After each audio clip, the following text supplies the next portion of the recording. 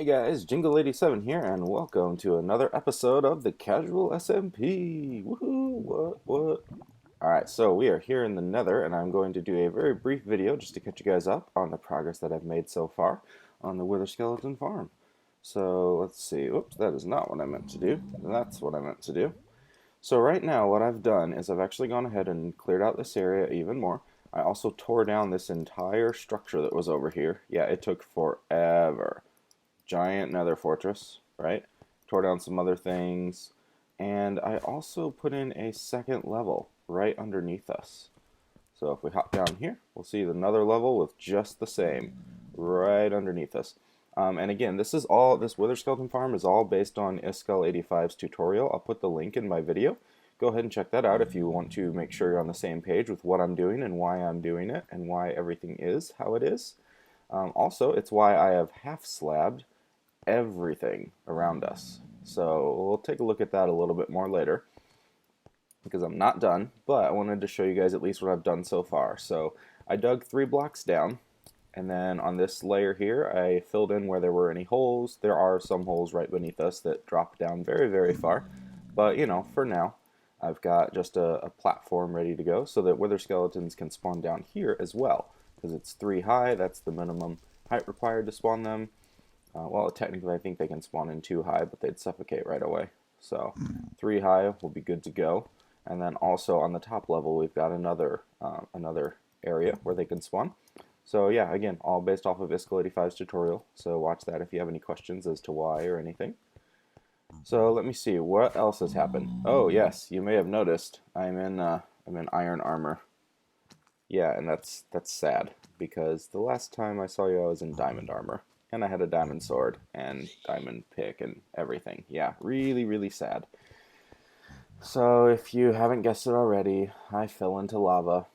It was actually like right over there off of that giant platform thing. We'll take a look. I don't want to do it again. There's a ton of lava right down there between those 2 buildings, and that's where I fell. And I lost everything. Fortunately, I didn't have too much on me except for, oh, you know, an entire suit of enchanted diamond armor. And I had a really nice enchanted diamond pickaxe. The sword wasn't enchanted yet, that's replaceable. I had an enchanted axe, but it was iron, so not a huge deal. A bed, some torches, and then some cobblestone slabs. That's all I had on me at the time, so it wasn't incredibly devastating or anything, but it was very, very frustrating for sure. Fill that hole in. So yeah, that was very sad. But the good news is, before all of that happened, the reason why I had an awesome enchanted diamond pickaxe was thanks to the Admiral, indirectly at least. So if you guys remember last episode, I used his enchanting area, I used a couple diamonds from him, and I gave him a notch apple as a payment, which he said was, of course, way, way too much payment, and he said I could even have some more diamonds if I needed it. So I took him up on that offer off camera, and I actually made a diamond pickaxe, 2 more diamond pickaxes, that is, because as I checked the level, you know how in the new enchantment system you can see what your next enchantment is going to be. Well, I checked what the next enchantment would be for a pickaxe, and it said Unbreaking 3, and I said, oh my gosh, that's exactly what I need, because I need to tear out all this stuff, and tear out stuff down there, and I need an Unbreaking 3 pickaxe, and if it had Efficiency 4 on it also, that would be perfect, but at least I need Unbreaking 3. So I said, you know what, I'm going to make another diamond pickaxe, and I'm going to get it. So I did. I got an Unbreaking 3 diamond pickaxe, and it also had Efficiency 4 on it. I was so happy. But unfortunately, that was on me when I died. Although I did get to use almost all of it entirely up before, so it just had a little bit of durability left on it when I died. I was going to repair it with diamonds, but that's, I mean, you know, at least I got the full use of an Unbreaking 3 pick out of it before it died. And if that doesn't explain to you how much I've been using a pickaxe here lately, tearing down all these nether fortresses, structures, and nether rack up here and everything, then yeah, that should give you a good picture of how much off-camera work I've been doing. It's been extremely tedious and monotonous, so I haven't been showing you guys because I figured it's pretty boring and you probably don't really care too much to watch all of that, even in a time lapse, because it's just going to be a bunch of the same. But that's why I'm doing these little update videos so you guys can see my progress periodically. So yeah, that was sad.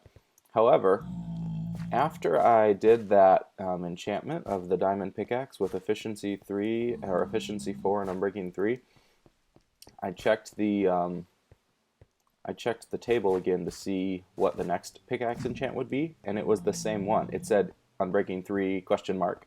So I thought, can I push my luck that far? Can I get 2 in a row?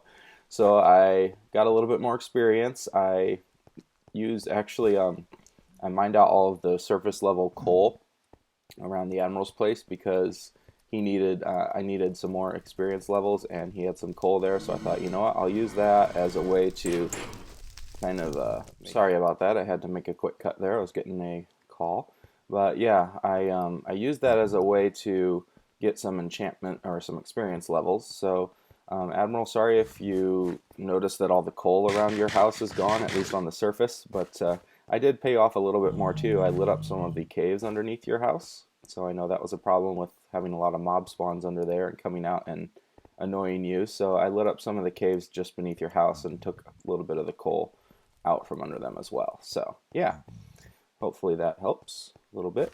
So when I enchanted that next pickaxe, I got the exact same enchantment. I got Unbreaking 3 Efficiency 4. So I have 2 Unbreaking 3 Efficiency 4 pickaxes. Yeah, insane. Except I did lose the first one. But fortunately the second one, I was smart, and the second one was not on me. Here it is, Unbreaking 3 Efficiency 4. Woohoo! So it wasn't on me at the time, so that's good. On the other side here on the overworld, this leads like off to the edge of the world border, and I have a chest with, like, it's a double chest that's entirely full of nether bricks. So that'll be plenty of materials for us to continue the road in our world, because I know we have that nether brick aesthetic going on the side of it, and they're kind of hard and annoying to get because you got to smelt netherrack and everything. But I basically tore down a giant section of this fortress, and we can use that. So there we go. That'll be good. This is a multi-purpose endeavor. So good all around. But yeah, I think that's all the updates. Let me also just finish off by showing you what I've done over here and explain a little more. Again, check out the tutorial if you want to know for sure exactly what's going on, but let me explain right now just basically what's happening. So, you know, these intersections, I've already talked about that. These intersections here are where wither skeletons spawn inside nether fortresses more frequently. Like the game, when it calculates a mob spawn, the probability that it'll be a wither skeleton is much higher in this section and in a 9 by 9 block radius around it. So that's why I have 2 of them next to each other, because together they make like a 9 by 18 block of awesomely high wither skeleton spawn rate areas. And they also will do the same just beneath us, so that's why we have a second level down there. But any other areas around are also potential mob spawning areas. So any surface where a mob could spawn, like if this didn't have half slabs on it, this would all be spawnable mob surface area. And before I covered it, in fact, there was like 20 blazes right here. Like, it was just insane because I was nearby and the game just said, oh, hey, let's spawn some blazes in. So if you cover these with half slabs, then that'll stop the mobs from spawning on them. They can still spawn in here, and that's where these pigmen came from, most likely. But they won't spawn here. The other nice thing is, when you're inside this area, if you take out all the lights, all the torches, because wither skeletons will only spawn in light level 7 or below, so that's why I currently have basically the lights turned on so they don't spawn and surprise me. But if I take out all the torches, the wither skeletons in here will spawn at a much higher rate versus other mobs. So there'll be fewer pigmen and blazes spawning, and many, many more wither skeletons spawning. And if I take away all of the spawnable area outside of that little rectangle, then there's no mobs that can spawn anywhere else. So when the game calculates mob spawns, it's only going to calculate mob spawns in this area, which again increases the rate of spawns in this area. And the fact that it's only going to be on a wither skeleton spawning area means that on top of that already increased just mob spawn rate in general, the mobs that the game does decide to spawn will more often than not be wither skeletons. So you're still going to get blazes and pigmen and everything, but it's a lot higher rate, so it makes it much more efficient. So that's why I'm half slabbing everything.